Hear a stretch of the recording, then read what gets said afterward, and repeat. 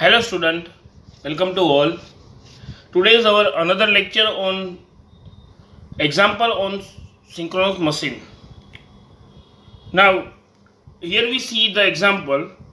Find the main dimension of a 2500 kVA, 187.5 rpm, 50 Hz 3 phase 3 kV salient pole synchronous machine. The generator is to be vertical water wheel type and BAV, which is equal to 0.6 Weber per meter square, AC, which is equal to 34,000 ampere per meter. Use circular poles with the ratio of L by T is 0.65. Specify the type of pole construction used if the runway speed is about 2 times the normal speed. तो हमारे जो ये example हम देख रहे हैं उसी तरह का एग्जाम्पल जो है वो हमने प्रीवियस लेक्चर के अंदर सोल्व किया था। ये जो सभी एग्जाम्पल है वो हमारे मेन डायमेंशन फाइंड करने के लिए है। और मेन डायमेंशन फाइंड करना मतलब क्या है?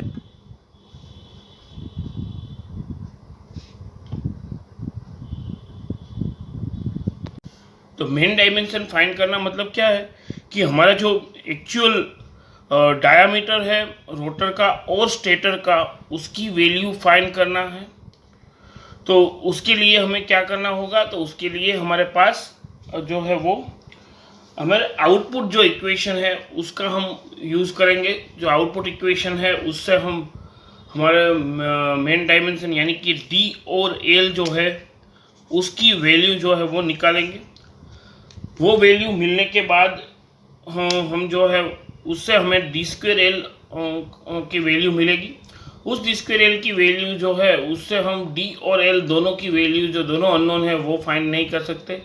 तो फिर हम जो है वो L/2 रेशियो का यूज़ करते हैं। अब ये L/2 रेशियो क्या है कि हमारा जो पोल आर्क कोर लेंथ है और पोल आर्क उसके बीच का रेशियो है। अब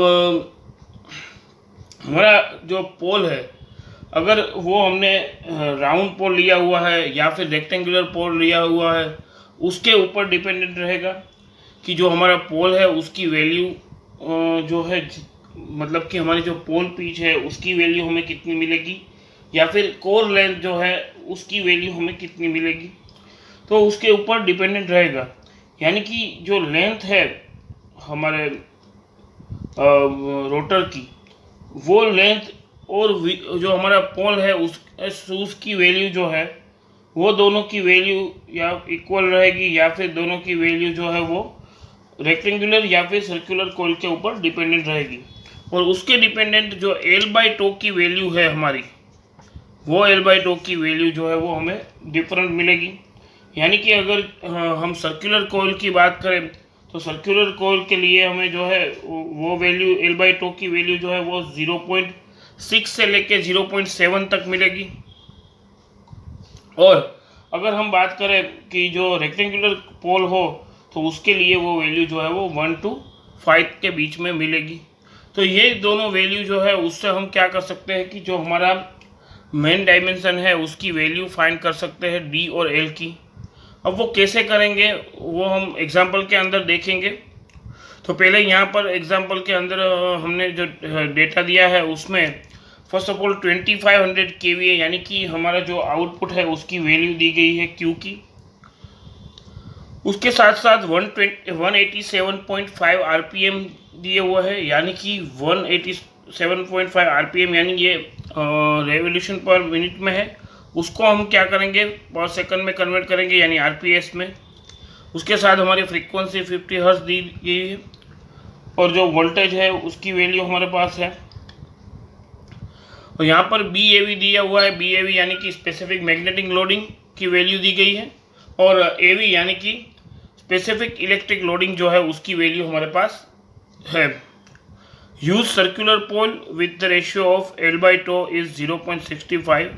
specify the type of pole construction used if the runaway speed is about 2 times the normal speed. यानी कि हमें जो ये हमारी जो पोल है उसका कंस्ट्रक्शन कैसा रहेगा अगर हमारी रनवे स्पीड जो है वो 2 times द नॉर्मल स्पीड है। तो इस एग्जाम्पल को सोल्व करने के लिए पहले हम क्या करेंगे कि पहले हम जो है वो आउटपुट इक्वेशन जो है उससे हम डी स्क्वेयर एल की वैल्यू निकालेंगे, फिर एल बाई टू रेशियो से हम डी और एल की वैल्यू दोनों फाइंड करेंगे। तो पहले हम जो है देख लेते हैं यहाँ पर। तो जिस तरह हमारे डेटा में जो भी वैल्यू है उसके हिसाब से पहले तो हमें आउटपुट इक्वेशन जो है उसकी वैल्यू क्या है, Q is equal to C zero D square L N S. यानी अगर डी स्क्वेयर एल की वैल्यू फाइंड करनी हो तो हमारे पास रहेगा Q upon C zero N S. तो Q की वैल्यू जो है वो हमारे पास है, Q की वैल्यू कितनी है, तो 2500 डिवाइडेड बाई सी ज़ीरो, यानी कि हमारा आउटपुट कोएफिशिएंट उसकी वैल्यू हमारे पास नहीं है तो वो वैल्यू फाइंड करनी है, और एन एस यानी कि सिंक्रोनस स्पीड इन आरपीएस, ये दोनों वैल्यू जो है वो पहले हमें फाइंड करनी होगी। तो सी ज़ीरो की वैल्यू के लिए फॉर्मूला क्या है हमारे पास, C zero is equal to 11 into B A V into S C into 10⁻³ अब यहाँ पर, और इंटू के डब्ल्यू। अब 11 इंटू बी ए वी की वैल्यू जो है वो 0.6, ए सी 34,000, के डब्ल्यू जो कि हम अज्यूम करेंगे वो है 0.955 इंटू 10⁻³ तो हमें आउटपुट कोएफिशिएंट की वैल्यू मिलेगी वो है 214। अब हमें सिंक्रोनस स्पीड फाइंड करनी है आरपीएस में, यानी N S which is equal to N S upon 60। तो हमारे पास सिंक्रोनस स्पीड जो है उसकी वैल्यू है 187.5 upon 60। So 187.5 upon 60 is equal to 3.125, यानी synchronous speed in RPS is equal to 3.125। अब आउटपुट इक्वेशन, आउटपुट कोएफिशिएंट और एन एस दोनों की वैल्यू यहाँ पर पुट करेंगे तो हमारे पास आएगा 2500 अपॉन 214 इंटू एन एस यानी 3.125। तो इससे हमें जो वैल्यू मिलेगी डी स्क्वेयर एल की, वो D square L is equal to 2500 by 214 into 3.125 और वैल्यू मिलेगी वो है 3.74 मीटर क्यूब, यानी डी स्क्वेयर एल बराबर हमें जो है वैल्यू मिलेगी 3.74 इंटू एम क्यूब, यानी ये हमारा इक्वेशन नंबर 1 रहेगा। अब इक्वेशन 1 जो है वो हमने फाइंड किया है। अब हमें इक्वेशन 2 के लिए क्या करना होगा, तो हमारे पास डेटा में अवेलेबल है कि एक तो हमारा जो है वो सर्कुलर जो है वो हमने पोल लिया हुआ है, यानी सर्कुलर पोल के लिए हमारा रेशियो क्या होगा एल एन टी का, वो हमें मालूम है कि अगर सर्कुलर पोल जो हम यूज़ करेंगे तो सर्कुलर पोल में हमें एल बाई टू रेशियो जो है वो 0.6 से लेके 0.7 मिलेगा। हमारा जो प्रीवियस लेक्चर था उसमें हमारा एल बाई टू रेशियो जो था वो रेक्टेंगुलर पोल के लिए हम फाइंड करते थे, तो उसमें हमें 1:5 तक जो है वो एल बाई टू रेशियो ले सकते हैं।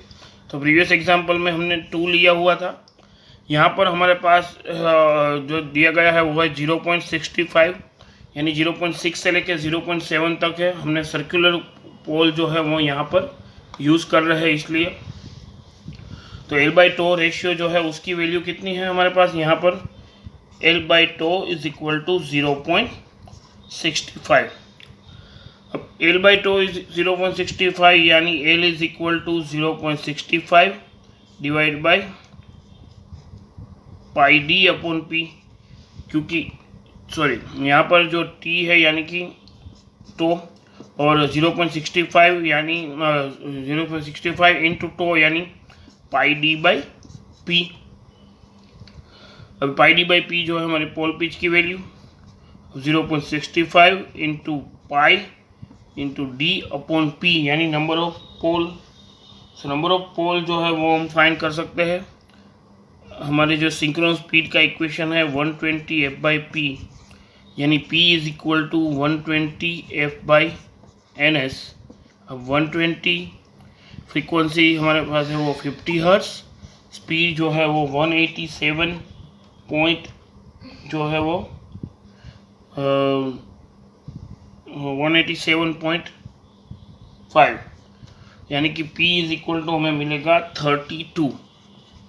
सो नंबर ऑफ पोल की वैल्यू जो है वो 32 वो यहाँ पर पुट करेंगे तो हमें आंसर मिलेगा 0.638 D। So L is equal to 0.638 D, ये रहेगा हमारा इक्वेशन नंबर 2। अब हम क्या करेंगे, जो इक्वेशन नंबर 2 में जो हमें L की वैल्यू मिली है वो हम इक्वेशन नंबर 1 के अंदर पुट कर देंगे। सो इक्वेशन नंबर 1 जो है वो हमारा है, इक्वेशन नंबर 1 जो है यानी d2L इज इक्वल टू 3.74। तो यहाँ पर जो है वो हम जो हमारे DL जो है उसकी वैल्यू पुट करेंगे, यानी d2L की वैल्यू जो है वो 0.638 D इज इक्वल टू 3.74, यानी d³ is equal to 3.74 divided by 0.638। so D is equal to under cube 3.74 divided by 0.638, यानी D is equal to 3.9 metre. तो यहाँ पर हमें D की वैल्यू जो है वो मिल गई है। अब D की वैल्यू को हम जो है वो इस वैल्यू में पुट करेंगे, यानी L इज इक्वल टू जो इक्वेशन 2 था वो L is equal to 0.638 D, यानी 0.638 D यानी 3.9 metre. So L is equal to 0.245 metre. So हमारे पास दोनों जो मेन डायमेंशन है D और L दोनों की वैल्यू यहाँ पर अवेलेबल है। अब हम क्या करेंगे कि हम पेरिफेरल स्पीड की वैल्यू फाइंड करेंगे। उस पेरिफेरल स्पीड की वैल्यू जो है उस वैल्यू से हम क्या करेंगे, रनवे स्पीड की वैल्यू फाइंड करेंगे और हम देखेंगे कि इसके अंदर हमने कौन सा जो रोटर के अंदर कौन सा कंस्ट्रक्शन यूज़ कर सकते हैं। तो उसके लिए क्या करेंगे, पेरिफेरल स्पीड फाइंड करनी होगी। अब पेरिफेरल स्पीड जो है उसकी वैल्यू है VA is equal to pi D NS। Pi into D की वैल्यू जो हमने फाइंड की थी वो थी 3.9 इंटू NS यानी सिंक्रोनस स्पीड इन RPS यानी 3125। So VA peripheral speed is equal to 38.2 metre per second. अब हमारे पास दिया हुआ है कि जो रनवे स्पीड है वो 2 टाइम्स द नॉर्मल स्पीड है, यानी रनवे स्पीड जो है 2 टाइम्स द नॉर्मल स्पीड यानी 38.2 मिली सेकंड। सो 38.2 है मल्टीप्लाइड विथ 2 यानी हमारा जो है वो 76.4। सो की वैल्यू जो है वो हमारी 76.4 रहेगी। सो पेरिफेरल स्पीड जो है, अगर हम यहाँ पर सर्कुलर जो पोल यूज़ करते हैं तो सर्कुलर पोल हमारे डेटा में दिया हुआ है और जो L/τ रेशियो है वो 0.65 तक है। तो इसका मतलब है कि हम जो है वो 80 मिली सेकंड तक हमारी जो पेरिफेरल स्पीड जो है उसकी वैल्यू मैक्सिमम तक ले सकते हैं। तो यहाँ पर जो है वो हमने 76.4 लिया हुआ है, यानी अगर हम जो है वो डोविटेल टाइप जो कंस्ट्रक्शन है उसका अगर हम यूज़ करते हैं तो हम जो है 2 टाइप्स के कंस्ट्रक्शन यूज़ कर सकते हैं। एक तो हमारा बोल्टेड टाइप और दूसरा जो है वो डोविटेल टाइप। अगर बोल्टेड टाइप जो है कंस्ट्रक्शन अगर हम यूज़ करें तो उसके लिए जो हमारी मैक्सिमम स्पीड रहेगी वो 50 मिली सेकंड रहेगी। और अगर डोवेटेड टाइप जो हमारा कंस्ट्रक्शन है उसके लिए हमारी स्पीड रहेगी 80 मिली सेकंड। तो यहाँ पर हमारी जो पेरिफेरल स्पीड है वो 76 हमने फाइंड की हुई है, 76.4। सो हम जो है वो डोवेटेड टाइप जो कंस्ट्रक्शन है उसका हम जो है वो यूज़ कर सकते हैं पोल के अंदर। सो हमारा जो प्रीवियस लेक्चर था उसके अंदर हमने बोल्टेड टाइप जो है उसका यूज़ कर सकते थे, क्योंकि वहाँ पर जो है वो हमारी जो स्पीड आई थी वो 48 मिली सेकंड मीटर पर सेकंड तक हमें पेरिफेरल स्पीड मिली थी। तो ये दोनों जो है उसके ऊपर डिपेंडेंट रहेगा। तो यहाँ तक जो है इस जो हमारा एग्जाम्पल था उसके अलावा जो है वो हम आज देखने वाले हैं वो हमारा स्पेसिफिक मैग्नेटिक लोडिंग और स्पेसिफिक इलेक्ट्रिक लोडिंग जो है उसके बारे में हम जानेंगे। स्पेसिफिक मैग्नेटिक लोडिंग जो है उसकी वैल्यू फाइंड करने के लिए फॉर्मूला है P5/πdl, और स्पेसिफिक इलेक्ट्रिक लोडिंग जो है वो फाइंड करने के लिए फॉर्मूला है Iz/πd। यहाँ पर फाई जो है वो फ्लक्स पर पोल रहेगा, उसको हम नंबर ऑफ पोल से मल्टीप्लाई करेंगे यानी टोटल फ्लक्स डिवाइडेड πdl यानी कि हमारा जो टोटल एरिया रहेगा क्रॉस सेक्शनल एरिया, πd यानी टोटल पेरिफेरी इनटू लेंथ। उसी तरह अगर एम्पियर कंडक्टर की वैल्यू फाइंड करनी है या फिर स्पेसिफिक इलेक्ट्रिक लोडिंग तो उसके लिए फॉर्मूला है I/Z, यानी I जो है वो हमारा current flowing to the conductor and Z is number of conductor divided by πd यानी कि टोटल यानी कि हमारी जो पेरिफेरी है उसकी वैल्यू। तो उससे हम जो है स्पेसिफिक मैग्नेटिक लोडिंग और स्पेसिफिक इलेक्ट्रिक लोडिंग फाइंड कर सकते हैं, यानी कि जो फ्लक्स डेंसिटी और करंट डेंसिटी की जो वैल्यू है मशीन के लिए वो हम फाइंड कर सकते हैं। और हमारा जो नंबर ऑफ ये जो स्पेसिफिक मैग्नेटिक लोडिंग या फिर इलेक्ट्रिक लोडिंग है उसके ऊपर जो नंबर ऑफ पैरामीटर है हमारे उसके ऊपर डिपेंडेंट रहेंगे, यानी कि वो स्पेसिफिक मैग्नेटिक लोडिंग जो है उसके ऊपर फैक्टर जो है वो अफेक्टिंग रहेंगे कि जो हमने डीसी मशीन और इंडक्शन मोटर के अंदर पढ़ा हुआ था वही सब जो है वो यहाँ पर सिंक्रोनस मशीन के अंदर आएगा। अब जो नंबर ऑफ फैक्टर की बात करें तो अगर आयरन लॉस की बात करें तो अगर high value of flux density हम चूज़ करेंगे तो क्या होगा कि जो high value of flux density होने के कारण जो एयर गैप है उसके अंदर हमारी जो फ्लक्स डेंसिटी है वो हाई रहेगी, उसके कारण जो आयरन लॉसेस है उसकी वैल्यू जो है वो डिक्रीज होगी, और आयरन लॉसेस की वैल्यू जो है वो डिक्रीज होगी। तो ये जो स्पेसिफिक मैग्नेटिक लोडिंग जो है सपोज वो भी नंबर ऑफ फैक्टर यानी कि iron loss, voltage, transient short circuit current और स्टेबिलिटी जो है नंबर ऑफ फैक्टर जो है उसके ऊपर डिपेंडेंट रहेगा। अगर हम बात करें ट्रांजिएंट स्टेबिलिटी की तो यानी कि जो अगर हम high value of flux density choose करेंगे उसकी रिजल्ट में क्या होगा कि जो लीकेज रिएक्टेंस की वैल्यू जो है वो डिक्रीज होगी, और उसके कारण जो शॉर्ट सर्किट लीकेज रिएक्टेंस अगर डिक्रीज होगा तो क्या होगा कि जो शॉर्ट सर्किट करंट है उसको हम लिमिट नहीं कर पाएंगे। तो अगर शॉर्ट सर्किट करंट वैल्यू को हमने लिमिट करना है तो हमें रिएक्टेंस की वैल्यू हाई लेनी पड़ेगी। उसके अलावा अगर स्टेबिलिटी जो है फैक्टर यानी कि अगर ये जो वैल्यू हम अगर सपोज हम अज्यूम करें कि हमने स्पेसिफिक मैग्नेटिक लोडिंग की वैल्यू हाई ली हुई है तो हमारा जो मोटर है उसकी शॉर्ट सर्किट जो करंट है उसको लिमिट करना यानी कि उसकी वैल्यू को लिमिट नहीं कर सकता। तो हमें शॉर्ट सर्किट करंट जो है उसको लिमिट करने के लिए लीकेज रिएक्टेंस की वैल्यू हाई लेनी पड़ेगी, और लीकेज रिएक्टेंस की वैल्यू हाई लेने के लिए स्पेसिफिक मैग्नेटिक लोडिंग जो है उसकी वैल्यू हाई लेनी पड़ेगी। तो उससे हम जो है ट्रांजिएंट शॉर्ट सर्किट करंट है उसमें भी स्टेबिलिटी ले सकते हैं। उसके अलावा जो वोल्टेज की और आयरन लॉसेस की बात करें तो हमारा जो स्पेसिफिक मैग्नेटिक लोडिंग की वैल्यू जो है वो हम उसके लिए जो है वो हाई चूज़ करते हैं, क्योंकि अगर हमने जो स्पेसिफिक मैग्नेटिक लोडिंग की वैल्यू हाई चूज़ की तो उसके लिए जो इंसुलेशन होगा वोल्टेज, हाई वोल्टेज के लिए वो भी हमें हाई लेना पड़ेगा।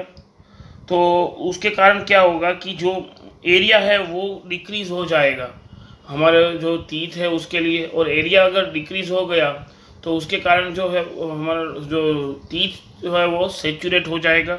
तो ये नंबर ऑफ फैक्टर जो है स्पेसिफिक मैग्नेटिक लोडिंग के लिए और स्पेसिफिक इलेक्ट्रिक लोडिंग के लिए, नंबर ऑफ फैक्टर जो है वो डिपेंडेंट रहेंगे। जिस तरह हमने डीसी मशीन और सिंक्रोनस मशीन में पढ़ा था, वैसे ही इस मशीन के अंदर भी जो स्पेसिफिक मैग्नेटिक लोडिंग और स्पेसिफिक इलेक्ट्रिक लोडिंग जो है वो हमारे डिज़ाइन के अंदर बहुत ही इम्पोर्टेंट पार्ट रहेगा। यानी पहले हम जो है बी ए वी और ए सी की वैल्यू जो है वो हम ऐसी चूज़ करेंगे जिसके कारण हमें copper loss, iron loss, voltage सभी की वैल्यू जो है वो लिमिट के अंदर वो वैल्यू मिले। शॉर्ट सर्किट करंट जो है उसको हम लिमिट कर सके। इसके डिपेंडेंट हम जो है वो बी ए वी और ए सी की वैल्यू चूज़ करेंगे। और बी ए वी और ए सी की वैल्यू एक बार चूज़ हो जाए उसके, हाँ, और फिर हम जो हमारी स्पीड और आउटपुट है उसके ऊपर से हम जो है वो हमारा मशीन जो है वो डिज़ाइन कर सकते हैं। तो ये स्पेसिफिक मैग्नेटिक लोडिंग और स्पेसिफिक इलेक्ट्रिक लोडिंग था। अब अगले लेक्चर के अंदर हम जो मोटर सिंक्रोनस मशीन है उसकी डिज़ाइन के बारे में देखेंगे। सेलियन पोल के लिए, सिलिंड्रिकल रोटर के लिए, वो सभी जो डिज़ाइन है, डिज़ाइन पॉइंट ऑफ व्यू से सभी पैरामीटर को हम डिस्क्राइब करेंगे। Thank you.